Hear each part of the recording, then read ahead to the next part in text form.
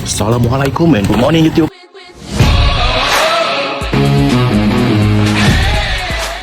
So hari ni aku nak ajar buka brake pad belakang ni tanpa buka caliper ni keluar. Senang je.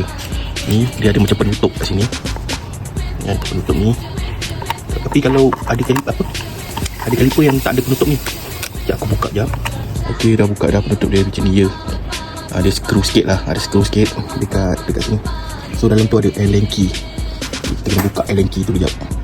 So korang kena buka kena buka Allen key dalam ni. Ketat sikit lah dia kan.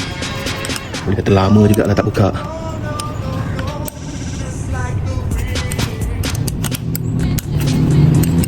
So dia kena ada Allen key yang bersesuaian Aku pun lupa ni saiz apa.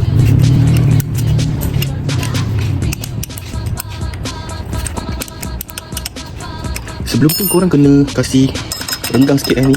Dia punya brake pad ni tadi aku dah renggangkan dah, supaya nanti senang kau nak buat kerja. So ni aku dah buka.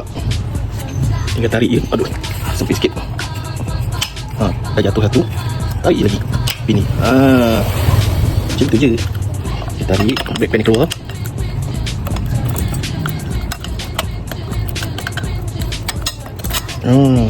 Keluar satu. Okay, satu lagi keluar. Okey. Masuk balik brake pad macam mana tadi korang keluarkan. Okey, ni brake pad belah dalam dia masukkan balik. Pastikan dia duduk dekat longkang ni dia akan pegang benda ni. Okey, tolak bagi rapat sikit ke luar sikit. Baru masuk lagi satu brake pad belah luar. Pun dia akan duduk dekat longkang dia sebenarnya. Sekejap. Okey, lepas tu dah masuk balik dekat slot dia ni. Ikat balik macam biasa.